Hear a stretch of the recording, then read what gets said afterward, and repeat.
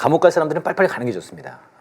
지금 진짜 네 제가 대선 끝나고 취임하기 전에 야 어차피 너는 취임해봐야 감옥 가게 되니까 그냥 지금 바로 가 감옥으로 네 그랬는데 그 어머니도 계시잖아. 네 지금도 들어가 계시죠? 빨리 만나야지 네. 어머니. 그 어머니가 그 재판정에서 들어 누워가지고 네. 네, 어마어마하게 그 저항을 했다는 네. 네. 그 딸이니까 뭐 그런 모습을 또 보여주긴 하겠지만 지금은 그런 모습이네요. 네, 딸은 이제 굴르겠죠, 막. 네, 굴러. 네, 한남동에서 굴러 내려오나요? 아니, 법정에서. 법정에서. 네, 어머니 이상의 모습을 보여주셔야지. 네, 청출어람. 그럼. 그렇군요.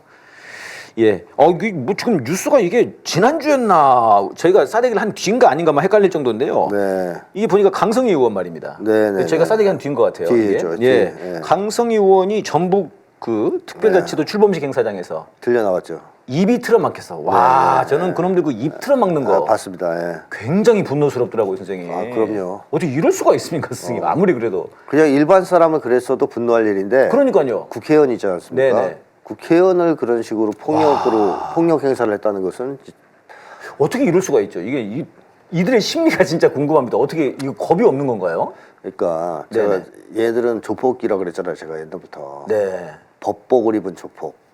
검사복을 입은 조폭 집단. 네. 근데 이제 그거 다 벗은 것 같아요. 네. 검사복도 필요 없다. 조폭하고 똑같아진 겁니다. 벌거벗은 임금님이 아니고 벌거벗은 조폭이군요. 그렇죠. 그러니까 윤석열이 국회를 어떤 식으로 태도를 갖고 있느냐, 국회에 대한 태도를. 또 특히 진보정당, 소수정당에 대한 태도는 어떠하냐. 이런 것들을 경호원들이 대략 알 거 아닙니까? 심기를 경호하는 사람들이니까 주변에서. 그러니까 윤석열이 국회를 존중하는 입장을 가지고 있었다. 그런 태도를 가지고 있다면 이런 행동을 못 하죠. 절대 안 했겠죠. 네, 근데 또 지가 봤어요. 돌아서면서. 네. 잡혀가 나가는 거를. 그러면 안 된다고 해야죠. 그렇죠. 그러니까 윤석열이 평상시에 국회를 엄청 무시하고 깔아뭉개는 듯한 발언, 혐오하고 경멸하는 발언들을 많이 했을 가능성이 있습니다. 쥐약 먹었다고 그랬던가요? 그건 국힘당의 국힘당. 얘기인가? 국힘당. 그런 태도를 옆에서 계속 지켜보면서 이 경호원들은 동일시 되는 거죠. 윤석열하고 심리가. 그러면서 윤석열을 대신해서 폭력을 행사한 거 아니겠습니까? 윤석열은 아유 잘했다. 내가 하고 싶었는데. 뭐 이런 상황. 그러니까 심기 경호를 했다 이렇게 표현하던데 심기 경호를 한 게 아니라 윤석열 자체가 한 거네요. 윤석열이 한 거예요. 윤석열이 한 거라고 봐야죠. 그럼요. 뭐 경호처 사람들의 뭐 과잉된 행동이 아니라 이거 윤석열의 마음 그대로, 윤석열의 행동 그대로를 보여준 거다. 만약에 윤석열의 마음에서 어긋나는 행동을 했다면 윤석열이 사과하고 바로 제지했겠죠. 근데 안 하잖아요. 야 그때 입만 막았어 왜 목도 꺾지 뭐 이런 생각일 수도 있어요. 윤석열은 아마 국회를 그런 식으로 대하는 것 같습니다. 그러니까 계속 거부권 행사하는 거 보세요. 국회를 조금이라도 존중하거나 그러니까요. 존경하는 마음이 있다면 그런 짓을 못 하지 않습니까? 이거 국회가 들고 일어나야 되는 거 아닙니까 이거는? 맞습니다. 이거는 국회를 모독하고 국회의 존재 가치를 부정한 행위인데요. 이 사건만으로 문제가 되는 게 아니고 계속한 거부권 행사. 이건 국회를 그야말로 부정하는 행위란 말입니다. 나라가 근간이 흔들리는 거 아닙니까? 그렇습니다. 우리나라가 뭐 삼권 분립의 나라라고 하는데 거기에서 정점을 찍는 사건이에요 이게. 그러니까요. 따라서 국회가 이걸 가만 넘어가면 안 되거든요. 들고 일어나야 됩니다. 물론 국힘당은 안 하겠죠. 그러나 다른 정당 사람들은 다 이 문제를 그냥 넘어가면 안 된다. 그러니까 지금 이제 다들 너무 선거에 지금 매몰되어 있는 것 같은데 이게 사실은 이런 게 중요한 문제인데 이게 진짜 자존심의 문제고 나라의 민주주의의 근간에 대한 문제 아닙니까? 선거에서 이겨가지고 국회의원 되면 뭐해요? 이런 대접을 받는데. 그리고 윤석열이 지금 하는 집 봐서는 수틀리면 국회 해산시켜버릴 수도 있는데. 뭐 계엄령 선포. 그럴 수도 있는 거죠. 그런 상황일 텐데 국회의 힘을 보여주고 국회의 권위를 되찾지 않으면 이런 행태는 계속될 거고 국회의원들은 또 반대로 위축될 수 있어요. 뺏지더라도 나도 잘못하면 입 막혀서 끌려나갈 수도 있고 털릴 수도 있고 한 방에 국회가 날아갈 수도 있겠다 이런 생각할 수도 있지 않겠습니까? 아니 이렇게 진짜 만약에 솔솔 긴다고 하면은 이건 뭐 심하게 말하면 그 국회의원들이 뭐 한동훈과 다를 바가 뭐가 있나 윤석열 앞에서 그런 생각이 들기도 하는데요. 그렇습니다. 윤석열이 그때 그 미국 그 가가지고 했던 것 중에 이제 그 바이든 날리면 얘기 있지 않습니까? 네. 국회가 승인 안 해주면 네. 바이든 이 새끼 쪽팔려서 어떡하나 이제 이 네. 얘기했지 않습니까? 네. 근데 그 바이든이 아니라 날리면이라고 한 건데 네. 그러면서 한 얘기가 국회는 미국 국회를 말하는 게 아니라 한국 한국 국회를 국회. 말하는 거다. 그러면은 한국 국회 이 새끼들은 네, 괜찮다는 거예요? 욕해도 된다는 얘기죠. 그러니까 사실 완전히 무시한 건데 한국 맞습니다. 국회를 네. 그때도 사실은 가만히 있었어요. 네. 이것도 말이 안 되는 건데 그죠? 네. 그거는 그냥 말실수라고 한번 넘어갈 수 있는데 네네. 문제는 거부권이에요. 끊임없는 거부권 행사. 네. 뭐 지금은 사람들이 아예 그렇게 생각하잖아요. 뭘 내놔도 법을 내놔도 거부권 행사할 거라고 보는 거 아니에요? 이번에 이태원 참사 예, 특별법과 관련해서도 결국은 한동훈도 뭐 굉장히 공정과 상식한 척 하더니 네. 그건 뭐 내가 알 바 아니다. 이래버리면서 지금 결국은 윤석열한테 거부권을 건의했습니다. 네. 또 이제 할 것 같아요. 야, 그 정말 사람의 죽음에 대해서도 공감을 하지 못하고 그러니까 화재 현장에서도 이제 네. 그런 모습을 어제 보여준 건데. 네.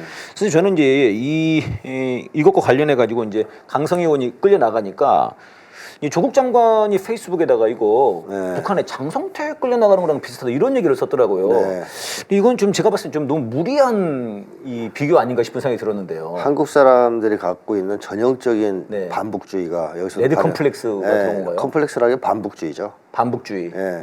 네. 물론 반북주의의 근원으로 들어가면 색깔 공포증이 있습니다. 네네. 네, 한국 사람들이 문제가 뭐냐면 무슨 얘기가 나오면 네. 꼭 북한을 걸고 들어가는 경우가 있어요. 여기가 북한이냐?